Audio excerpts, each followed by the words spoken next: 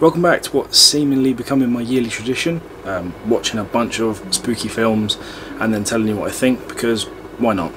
October/Halloween is like genuinely one of my favourite months/seasons. I'm just gutted it doesn't really get very cold here until like November, December. And really this time of year I just want to be living in Stars Hollow.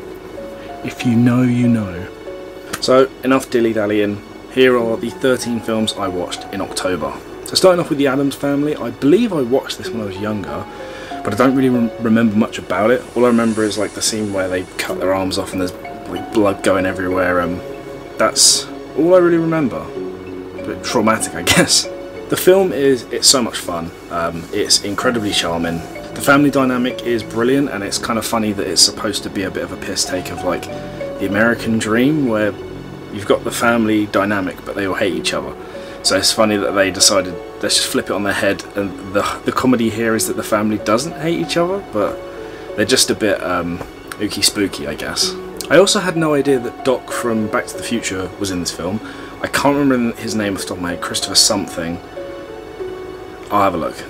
But no, I really enjoyed it. I thought it was probably the best kind of like film to start off the season with, to sort of be, here's something fun to start before it all goes downhill, you know? What better way to start October with a bit of light-hearted, macabre fun, you know? I also think a lot of the effects in this film are pretty good. Considering it's the 90s, like watching his cousin, isn't it? Is it Thing? Thing, the hand. I don't know why I'm doing that. Watching the Thing just like run around it's kind of funny. There's like everyone in the background and there's just a hand, and I'm like, it looks pretty good. Like, I think it holds up really well. Also, if you happen to look like Morticia Addams, please hit me up. My DMs are open. Now Netflix loves to push their own movies and TV shows, which obviously it's their platform, they're going to do that, but not all of it is good. And I'd seen plenty of talk about the Fear Street trilogy being pretty decent, so I thought, okay, fuck it, we'll include it. So yeah, I watched all three, and I thought I would include them as one entry, which is probably why if you're viewing this video, it may be in November. And also I just had to stop recording for a second because this thing is screaming outside the door, and yeah, she does not like being picked up. Anyway, where was I? My initial thought, I remember, like as I got through the films, it was like, how many songs can you fit in a film, the movie? Wait, do you know what I mean? It was like, we really want to sell the time period, so we're just going to keep playing songs from this time period. I'm like, I get it, it's cool, but at certain points you're like, please just stop. We get it, we get the time period, like we understand. Overall though, it is a very fun, kind of dumb slasher film about a little town that is like cursed by these constant tragedies, but with a plot that actually ends up developing pretty well, and by the end of the third film I was like, wow, there was actually way more to this than I was expecting. But I won't say too much about it because I think it's kind of an interesting watch, and I don't like to spoil main points of a film if I think it's kind of worth it sometimes, although there are definitely films coming up where I am going to tell you exactly what fucking happened in them. But yeah, they're pretty decent slasher films. I had fun with these. They're nothing to write home about necessarily, but they are an enjoyable watch, and there's three of them. Actually no, there's technically four, but I was like, I'm not watching a fourth one as part of this review because I'm already running behind because I decided to watch three films for one entry. But other than that, yeah. The only problem I have with this one is that the killers operate like by chasing someone's blood, like someone that they have been chosen to target. So like a target is chosen, I've said that already, but you know what I mean, like they choose a target, then they follow the blood of that person, and there were several times where it was like, oh, our plan is to spray this person's blood everywhere and paint it everywhere and whatever to throw the killers off. But there were so many times where that was inconsistent. Like there's a bit where they're all in a mall, they put the killer or like the target's blood in a certain location, and yet one of the killers still goes after the person. I was a bit like, I get that the blood is inside them, but like all the other killers are focused and then one goes off. I don't know, maybe it's not super confusing, but there were definitely points in the film where it felt like they weren't adhering to their own rules, but oh well, it makes for drama, I guess. Now onto a classic, Dawn of the Dead. So the zombie film seemed like a pretty decent movie to stick on this list, considering I have never watched it. And immediately I was like, oh, it's Dead Rising. Then it made me want to play Dead Rising, and I remember why I never finished that game. But other than that, this isn't this isn't about Dead Rising. This is about Dawn of the Dead. Yeah, I mean it's fun. Like not fun. It's kind of stressful, but the setting is very cool. You know, obviously the zombie apocalypse breaks out. You sit in a supermarket or a big shopping mall, which I think is, when you describe this scenario with people, the first thought is I'm going to go to a supermarket, which is probably terrible because then everyone's first thought is also that. But no, a group of survivors, they head to this big shopping centre, which is pretty abandoned other than all the zombies, you know, and they sort of just hang out there for a bit. Like again, similar to Dead Rising, they're in the like top part of the building next to like the helipad, or the, not helipad, but like, you know, the roof of the building where they put the helicopter down. And you know, they're just vibing for a bit until, you know, the sanity starts slipping, and inevitably other people come in search of supplies. And why are they not going to raid a big supermarket? You know, the world's gone to shit. They're going to take your stuff. But it's nice to see this kind of like slow burn decline of like getting to this place and being like, oh, sound, like we've got everything we could ever need. Hilarious. We're going to make the most of this. And you know, over time, that the illusion wears off. They're fucked. The world is fucked, and they're not very happy. Genuinely, one of the better films I watched for this video. I know it's an older film, and that doesn't really matter. It still holds up very well. Parts of it haven't aged great, I would say, but I completely understand why this sort of kick-started the zombie craze, as it were. It's shot really nicely. It's good to look at. Like, it made me pick up drawing like some landscapes again that I haven't done in a long time, just as like shot reference. So that was cool. The fact that it like inspired me to do something creative as well is always a good thing. On top of that, it's got interesting characters. Everyone's a little bit different, and it maintains this real sort of tension despite being in a well-lit supermarket or shopping centre. You know what I mean? Like, it's not what you would expect a horror film to be set, and yet it works perfectly. Very good. Halloween, but not the original, because I think I covered that last time. If not, I've still watched it at some point. And since I had watched the original, I'd been interested in watching the reboots, like the 2018-ish reboots. Not the countless sequels and alternate timelines from years gone by. Because the fact that Halloween has like 3 separate timelines is crazy. They think they're Gundam or something. Like, you stop it, behave yourself. So yeah, I was like, cool, I want to watch the new one that is like a direct sequel to the 1970s one, rather than watching all the ones in between where rappers karate kick Michael Myers out of a window. Huh? Fucker.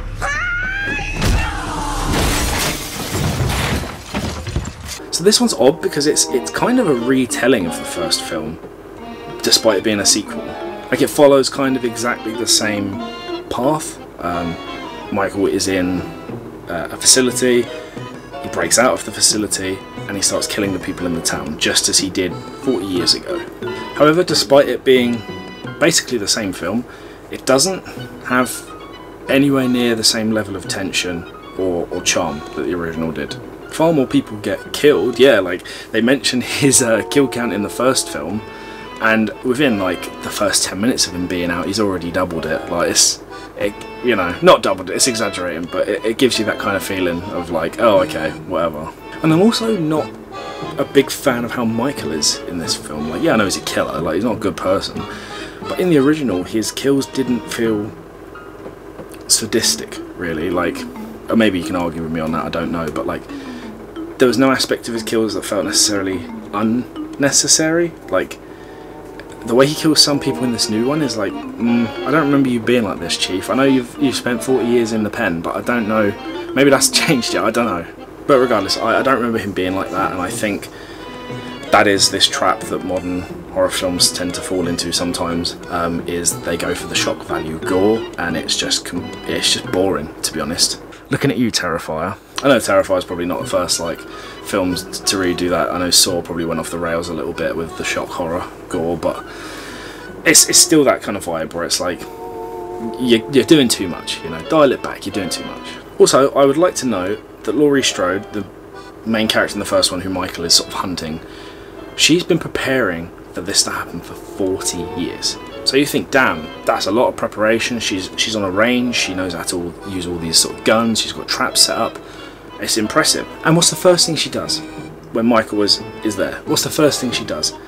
She closes the door, a wooden door, no reinforcement, it's got glass panes down either side, and she stands with her fucking back to it. She closes the door, sees this fucker out there with a knife, who she knows is a supernatural threat of some sort. The door is not going to stop. And she goes, you know what's a good idea? I'm going to stand with my back to it. And then he comes through and grabs her. And I'm like, you've been preparing for 40 years for this. I think you needed 40 more. Now, I absolutely love found footage horror films, because when they're done good, they are real good. To this date, my favourite horror film is still The Blair Witch Project, which is like I love it. The found footage in that is such a good example of it, as well as Lake Mungo being like up there as one of the other films, like found footage films, that I really rate highly. Another one I think I did last year that I wasn't overly keen on, but I would still recommend it if you like found footage, was Noroi the Curse. But these type of like documentary style like films, I think when they're done right, they are fucking perfect. When they're done poorly, they are laughable. So it's not, you know, I think that could be said for anything really, but like Blair Witch, Lake Mungo, Noroi the Curse, they really like, they nail it. And so does Wreck. This film also nails it. So Wreck follows like a TV news crew. They're doing a report on like firefighters, and you know, they want some excitement. They want this report to be interesting, they want people to view it, so they're sort of sitting around for most of the night waiting and hoping that they get called out to a fire. Now after hours of sitting around, being really bored, they get called out to an apartment building. They've got a report of a woman that's locked in her apartment, and she is making like distressing noises, supposedly trapped up there, so they're going to go and help her. Now when they get there, and they manage to get into the apartment building, it's very quiet, it's very eerie, until they see the woman emerge from like the end of the hallway, and she looks like, you know, a bit bloody, she looks very distraught. They approach her to help, and she ends up biting one of them, so you know where this is going. Pretty sure at that point they restrain her, or they either knock her out. I can't remember if they kill her straight outright, because there is a cop. I think he might shoot her because he's going a bit crazy himself. But either way, they get there, kicks off, someone gets bitten, they're all like, okay, well now we need an ambulance because someone has been hurt. They all rush downstairs, you know, they're all getting in each other's way because the news crew are trying to film, and it's all very stressful because they're like vultures. They're like really trying to get everything on film, and the cops and the ambulance or firefighters like, get the fuck out of our way. It's all kicking off. They get back downstairs to the front of the apartment building, and they're being sealed in. They're not allowed to leave. They are effectively being quarantined for reasons unknown to them. What follows that is like an incredibly atmospheric, tense and pretty scary film that's only like 78 minutes long. Like it's not long, but honestly it's a similar sort of length to like Blair Witch, and I think they have to be to have the most impact because of the way it's shot. I feel like you're either going to get kind of bored or too stressed out. Like I feel like if that same level of intensity was happening for longer, it would be too overwhelming. Because yeah, just like Blair Witch, this film is stressful, but like in a fun, spooky way. And plus point, because it actually managed to jump scare me, which is something that seems like a bit of a rarity. Maybe I'm just not picking scary enough films. That might be on me, but it made me jump, and I was sort of expecting it as well, so fair play, they got me. Very good film. Next, I wanted to go back to the 70s yet again to watch another classic, the Texas Chainsaw Massacre. Now I don't really know where to begin with this because the film's pacing is so bizarre. I feel like so much and so little happens in such a short amount of time that I don't even know how to explain it. It's one, like, if you haven't seen it, to watch for yourself. It goes from like nothing to everything very quickly. It's bizarre, but like I don't necessarily mean that's a bad thing. I thoroughly enjoyed it, and it almost feels the way this progresses that this would have also made like for some pretty cool found footage. Just because of the way the sort of like everything unfolds. I don't know. I think it would work. Plot wise though, you know, group of, I don't really want to say teens, but they're probably like early 20s. Go on a road trip in the middle of bumfuck nowhere because, no, why not? It's a great idea. They find one of the guys in the car. It's like his uncle or something like that, his old abandoned house out in the middle of nowhere. and you know, they fuck around and find out. At first it seems like they're all fine, and then they all decide to stop going off. Like there's a guy and his girlfriend that want to go down to like the lake and hang out, and then they spot a house in the distance, and of course what do? You go to that house, you knock on the door, no one answers, so you trespass. Great idea. And when they do trespass and make noise in this house, they're encountered by the absolute fridge unit that is Leatherface, and later on his like crazy relatives or associates. So yeah, ultimately, all of that could have been avoided by 1, not travelling out in the middle of nowhere, and 2, not entering people's houses when they don't answer the door. What the fuck are you doing? I want to talk specifically about the last like 10 minutes of the film, because it is a roller coaster. So the last survivor is basically tied to a chair. It's very, I see like the inspiration from like Resident Evil 7 has taken from this, where you're tied to a chair, there's a family around you that are all sort of taunting each other and like having fun in their own sick way, and like not torturing you like physically, but you know, they're really scaring this girl. They do some weird stuff. They roll some old geezer out of like the loft, but I thought was dead. Turns out he's not dead, and he starts trying to like cut her hand and trying to feed him blood, and I'm like, it's, you know, with some guy that's like a proper hillbilly like yokel laughing, and it's like, it's such a like battery to the senses. And whilst that's happening, I shit you not, it's like 10 minutes of this girl just fucking screaming. Like, she is just screaming. She then manages to escape, and then another set of very bizarre like occurrences happen. So Leatherface chases her into the road. Whilst I'm on that point, Leatherface is agile as fuck. He's terrifying. There's a bit where they're being chased through like the woods kind of area.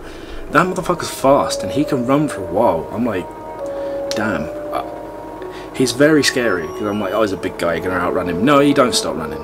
He's like a fucking Olympic track runner. You ain't getting away from him. But anyway, yeah, he chases her out into a road. She's like waving for help. This truck driver zooms past, stops, opens the door, lets her in, closes the door. Now Leatherface is coming up to the door, but he's not opened it. He's not that close. He's like approaching the door. So the truck driver, obviously, you would imagine he puts his foot down and drives off. No, he opens the door, the other side where he's just let the girl in. They both dive out, and he fucking bolts it in the opposite direction. So he's gone. He's gone. He's left his truck. He's off. Then another car turns up. She's still waving, like screaming for help. That car turns around. She jumps in the back of it, like the little flatbed or whatever it is, and then they drive off. And that's basically the end of the film. Now, I was in hysterics because this geezer in the truck just dips. I don't know. He's just off. He's like, you know what? I'm faster than my truck, apparently. And he goes. And it's fair enough, but now you're fucked. You're out in the middle of nowhere and you ain't got your truck. And Leatherface is just dancing around with his chainsaw. Like, I don't... Odd decision making from that guy. But yeah, the whole ending sequence is mad. Like, there's so much that feels like it happens mentally in these like 10 minutes, and it's crazy. It was a great film though. Like, these old films, they just do not fuck around. Right, so we started pretty strong, didn't we? Well, it's about to go downhill now. So The Babysitter seemed like a fun, dumb, campy kind of horror film, and ultimately just ended up being kind of dumb. I wasn't expecting too much, but like, you know, it starts with a bit of a cliche. Kid's got a babysitter that he's attracted to. She looks after him one night, and it turns out that she's into some devil worship along with her friends, and he is some sort of conduit for their powers. They need his blood. That's that. No, I'm kidding, but that's effectively how much explanation you get as to what the fuck is actually going on. Her description at the end is like, I have some devil book and I need your blood. There you go. What more do you need? There is a lesbian kissing scene in this film that is longer and has more thought put into it than the entire plot of this film or explanation of this film. Honestly, it's that kind of film. And to top it off, this film easily features one of the dumbest and most confusing deaths I've seen in a film. I had to rewind it like 5 times or so and I still couldn't figure it out. There's like, they're in a tree house, the guy has like egg on his hands, yeah, bear with me. So he has egg on his hands, there's a rope that he used to like climb up to the tree house. He falls, so he grabs onto the branch, he slips, he grabs the rope, the kid falls and grabs the rope too. Then you see some sort of like turn in mid-air, and the next shot he's hanging. And I was like, how did a rope go from being like completely untied to tied and killed someone in like 3 seconds. I don't get it. I still don't get it. I rewound it so many times, but I couldn't figure it out. But the ending of the film's cool, and it kind of fits considering the film is indeed a car wreck.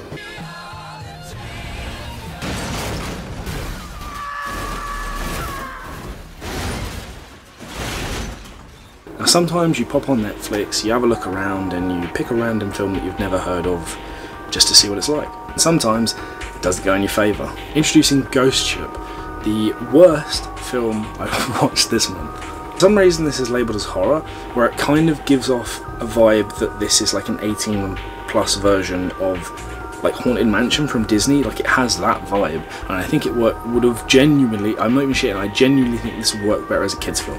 That's what I think of this film.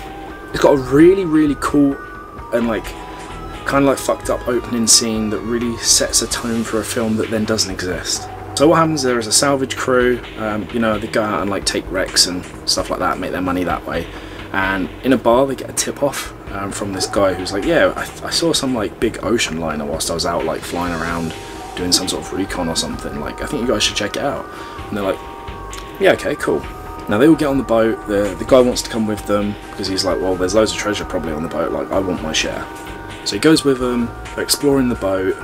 It's a little bit spooky, like one of the people keeps seeing a little ghost girl, and then eventually they find tons of gold, tons and tons of gold. Probably more metaphorical tons than like weight value. Now as they try and transport this gold back, they get onto the boat, they start it up, and there is a gas explosion, their boat sinks. So now they're trapped on this haunted ocean liner. Except for the scariest part, it's not the ghosts in the ship, it's the guy that tipped them off who's with them, who is some sort of like demon man? I don't really know. But basically his deal is that he tipped them off to get them there because the little girl ghost tells one of the crew members that this guy's collecting souls and he can't let the people on the boat actually pass on until he has reached his quota for souls. So yeah, he's actually the one picking them off one by one because he needs to fill his quota of souls. I'm like, for what? What are you doing? My favourite line is like when one of the people's going to blow the boat up, he's like, you can't do that. He's like, upper management will be very unhappy with me. And I'm like, wow, what is hell? Because if your upper management in the demon world are going to be sad with you because you failed a mission, I'm like, your hell is no scarier than the fucking real world, dude. There's always upper management are going to be upset with you. Like, who cares? Well, long story short, the remaining survivor is carted off to the hospital because the ship sinks and she's cast adrift. And then as she's in the ambulance, she sees the devil dude walk past, like staring at her ambulance with guys carrying all the gold as some new metal plays, and then it fades to like black. And that gives you probably, you know, in a nutshell, the the overall like theme of the film. Like, not theme, but like the overall style, to have a guy sort of like look at you like that as new metal plays and he walks off slowly. Yeah.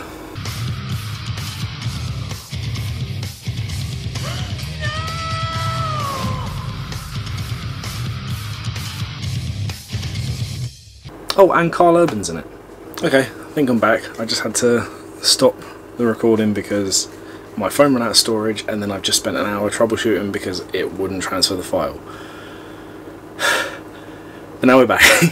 I'm back to talk about The Monkey. I was hoping The Monkey would be scary or scarier. I guess maybe that was a bit much to ask from a film called The Monkey, but what I got instead though was a film that was very silly, quite gory, and just incredibly funny. Honestly, I don't think there is anything more sinister than those little monkeys with the symbols. Like, they are freaky. I still remember that hateful little fucker from Toy Story 3. Was it Toy Story 3? Yeah, Toy Story 3, the guy with the symbols watching the cameras. Like, this film makes him look like a saint. So The Monkey all begins when this kid finds his dad's belongings. His dad previously had the monkey, and presumably like left the family. You know, the mum says he's a deadbeat, that kind of thing, but we sort of know that he's left the family because of the monkey. He doesn't want the monkey to hurt anyone else, I guess. So they're going through the belongings. We've got this freaky little monkey, and he puts it back in the box because it is weird, but then it starts to appear around them. It starts to appear in their room, it starts to appear in the car with them, and they're like who keeps putting this monkey here? So one of the times, the monkey is finally, like, it's in his room. He finally decides to just turn the key, because it has a key on its back. I don't think it says, like, turn it, but it says on the box something to do with, like, turn the key or something like that, which they've ignored till now. Now when you turn the key, his little arm raises, he spins like a little drumstick in his hand, and then he'll start drumming. You know, that's doesn't sound too bad. However, every time this little monkey starts drumming, someone subsequently dies in like a freak accident, which the monkey is responsible for, and every time that key is turned, somebody else dies in some ridiculous fashion. Now several people are killed by this monkey until it gets to a point where they're like, we need to get rid of this thing. We need to make sure that this thing doesn't hurt anybody else. So they chuck it down a well, tied in a box, I think, like chained up, just yeet straight down the well, and that's it. They never hear from the monkey ever again, until they do about 20 odd years later. The monkey reappears. Well, sort of. People are dying and they realise, or one of the brothers realises, hang on, these are some weird deaths, and then they have to look for the monkey, because you don't want people just randomly dying in horrific accidents, and he's a very creepy monkey. Now, yes, the monkey is killing people, but at the same time, just don't turn the key. Obviously this is the whole plot point of like the second part of the film, is that someone keeps turning the key because they want someone specific to die, and that specific person is not dying, just everybody else is. But what can you do? He's just a silly little guy, he likes drumming, and the unfortunate circumstance or consequence of him drumming causes someone's death. It is what it is. Very fun film though, like some of the deaths in this film are just absolutely ridiculous. And you should also never force the monkey to drum by itself, or force it to kill anyone because it chooses by itself, and if you do, the monkey gets very, very upset. But this film has that perfect kind of balance of, you don't really know much about what this monkey is. It's just a monkey. It's just a monkey. You turn the key and it goes do do do do do, and someone goes. Don't explain too much. They don't say, oh, the monkey is sent from the 7th circle of hell to reap the souls of the living to give Beelzebub a second chance at life. They don't, you know, don't overdo it. Whereas for some people, the fact that there is also no explanation might not be enough. Like I said in the previous film I watched, I don't remember what it was. It was so forgettable. The Babysitter, that's the one I was talking about, where there's like no explanation for why she's doing this devil stuff or how it even really works. Whereas this, I guess, is kind of the same, where they're just like, here's a monkey, every time you turn it, it kills.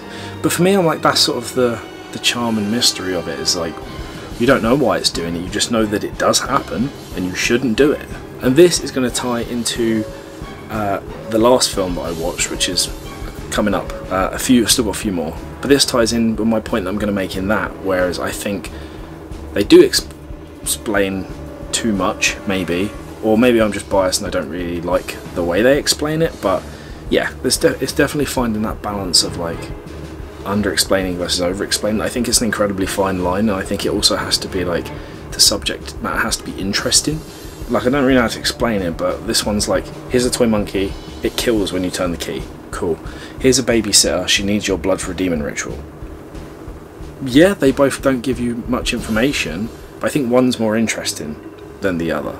You know, one's certainly been done before and would like a bit more of an explanation, or just a result. Like, you know, I'm going on this is the Monkeys review, not the Babysitter. But yeah, I really enjoyed this film. Like I said, I thought it was going to be scarier, but it ended up being pretty fun instead, so I can't complain. So I watched the first Alien film quite a while ago now, after I played like a tabletop RPG version of the first film. I don't think it's not like directly following, but it's like kind of that setting.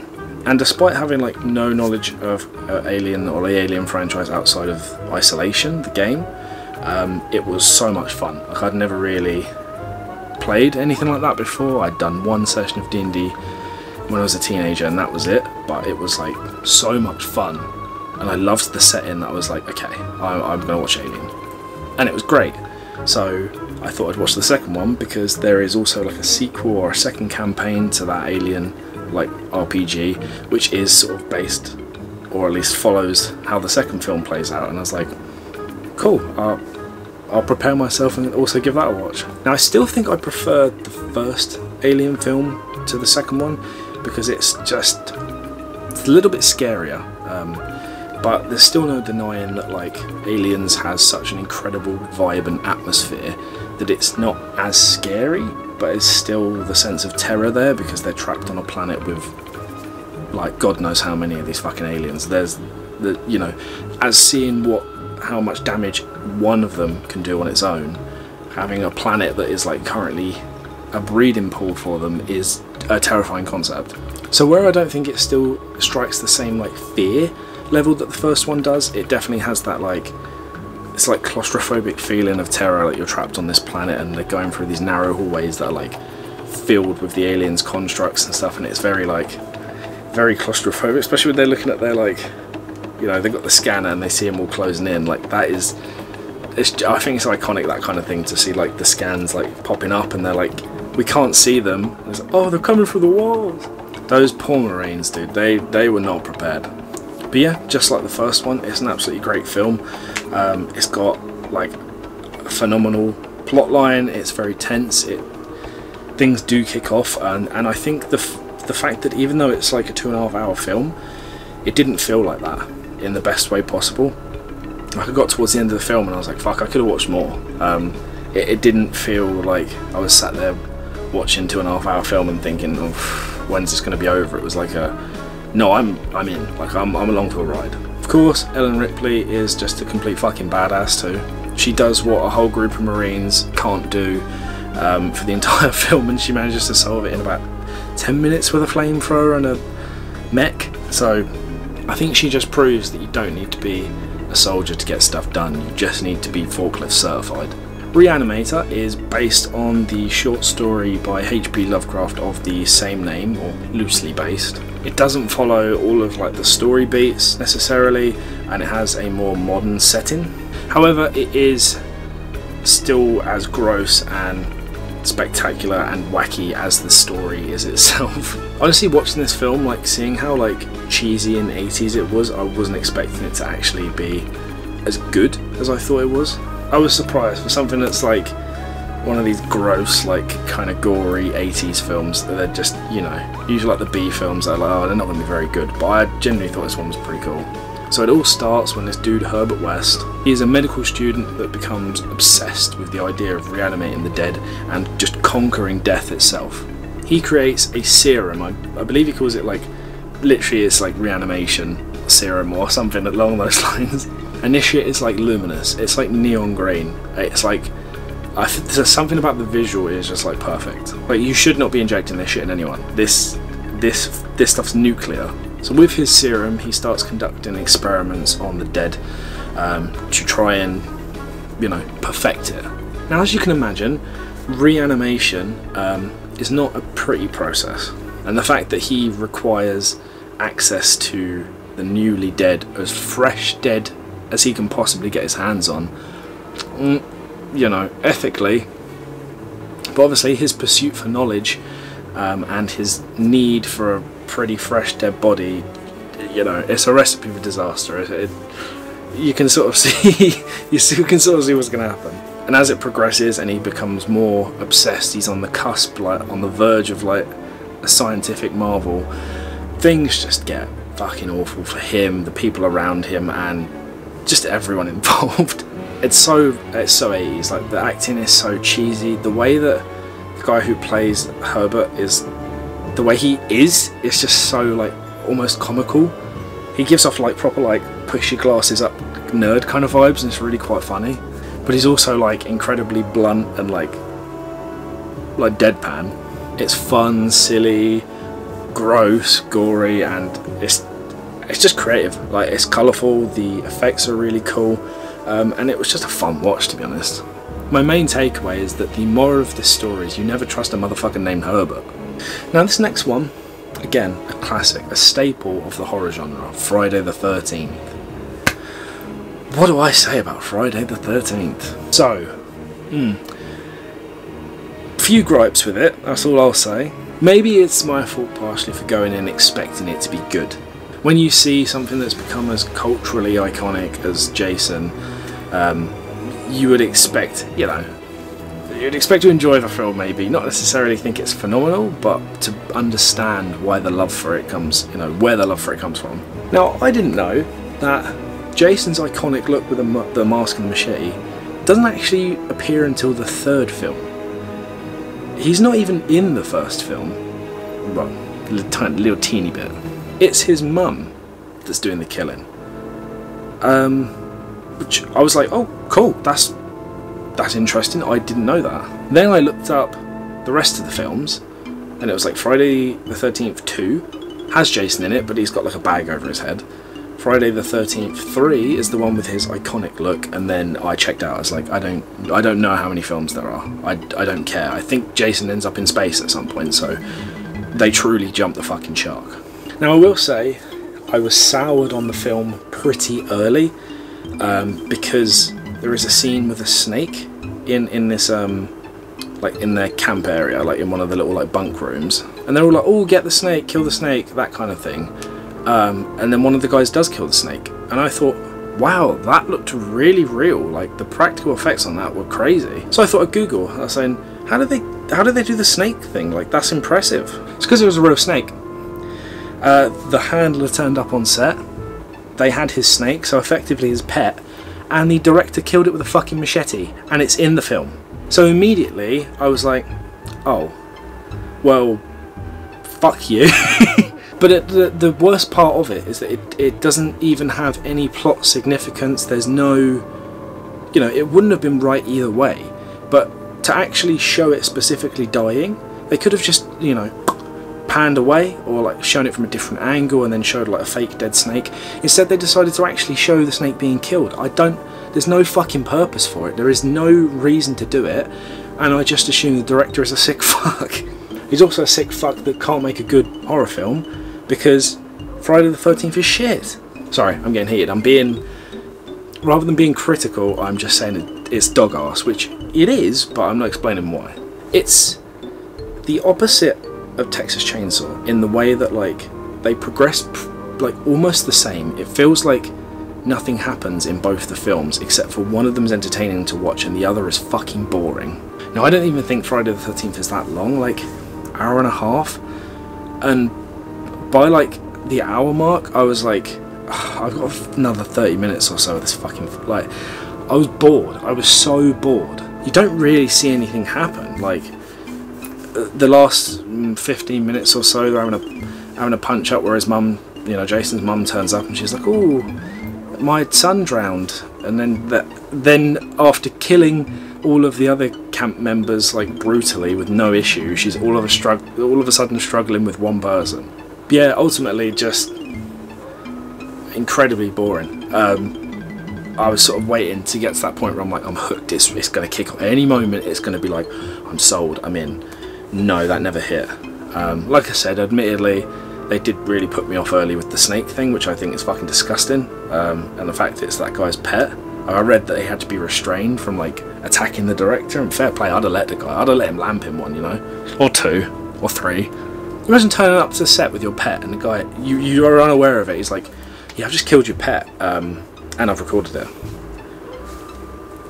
Cool, thank you. So yeah, overall, Friday the 13th, I felt that was a bit more of a passionate one from me, but that's because normally if it was just a bad film like Ghost Ship, I'd at least try and be like, this was cool, this was cool. Now this film sucked. And I mean, the killing of the animal really did set me off. I was like, you know what, this film's gonna have to do a lot of work to redeem itself, and it certainly didn't. And then I looked up, obviously, like, when does he actually get his mask? Film free? I'm watching 3 of these dog shit films, bro. What are you talking about? And lastly, I watched Weapons. Now, I was really excited for this film. I know this was also, like, quite a recent one along with The Monkey, but I had to watch it, dude, because them trailers that came out for Weapons, I was like, this looks incredible. It's got a great setup. You know, one day, teacher comes to her class, all the kids bar one are missing. They're gone. They realise, they see on the like Ring doorbell cameras and stuff like that all the kids ran out of their house at like 2:17 in the morning, around that time, just all at the same time, running, like T-posing, just running down the road. Where they went, nobody knows. There's no trace of them. What like an incredible setup for the film. It was like so impactful, and I was hooked. I was immediately hooked. And they tell it in such a unique way where it's sort of from different people's perspectives. So you have like the first part is from the teacher's perspective, then you have a part from one of the parents' perspectives, and they sort of line up to like the timelines of what they were doing at the same time. It fits together, like it's so good to watch. So what could go wrong? Fantastic setup, fantastic storytelling, cinematography is beautiful, but somehow it just sort of, you know, the first half of this film is incredible.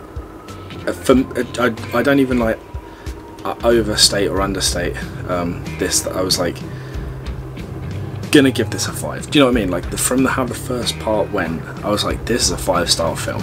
This is a 5-star film. And then we get the second half, and very quickly it's not a 5-star film anymore. I'm so sorry. I know that Weapons is like very highly rated, and I wanted to love it, but that second half, man, like I don't want to spoil too much, because I would still say give this a watch, because it might vibe differently with you. For me, I did not care at all for the reveal of what happened to the children or how it happened. I didn't care at all. I just thought it was silly. The film also ends really silly, which is, I don't know, it depends. Like some people might vibe with it way differently and love it, but I just think it was stupid. I was speaking to a friend of mine and they were like, weren't you like hysterically laughing at the end of it? And I was like, no, because I was sort of sat there with like a look on my face for like the last 5 to 10 minutes. So when that happened, I was like, I don't care, like I'm checked out at this point. But a real shame, because from the trailers I was like, this looks incredible. And like I said, the first part of it was incredible. I thought it was amazing, but the explanation and what actually happened, I didn't care for. And like I touched on this earlier in The Monkey, where it was like, they gave you more of an explanation than they did in something like The Monkey. They were like, here's what did it, here's how it happens. They don't explain how it happens. I know I'm being very vague, but trust me. You see the method of how the people are taken, but you don't get an explanation of how any of that works, which is fine. That part is fine with me. But it was just the overall, what the terror is? I don't even know. I'm not sure. You know what I mean? Like the explanation of like, oh, it's cosmic, or oh, it's demons. Do you know what I mean? Like it's that kind of, this is what it is. I was like, yeah, don't care. Doesn't vibe with me particularly. Not really my thing. So yeah, that's a really gutting one, and I know that I've sort of rambled incoherently about this one because I didn't really know how to place my thoughts on it, because I love half of the film and I don't care for the rest of it. So that's what gives it the 3 out of 5 rating, because, you know, at a certain point I was like, oh my god, this is like going to be my film of the year, and then it wasn't. So what can you do? What can you do? Like they say, don't judge a book by its cover, or in this case, don't judge a film by its trailer. And there we go. That's all 13. Technically it's what, 15, because of the Fear Street trilogy, and that's why this video is a little bit later, because I shaved like 2 whole days off because I decided to watch the rest of them, which is fine because it's here now, and it's probably not out on the 31st, but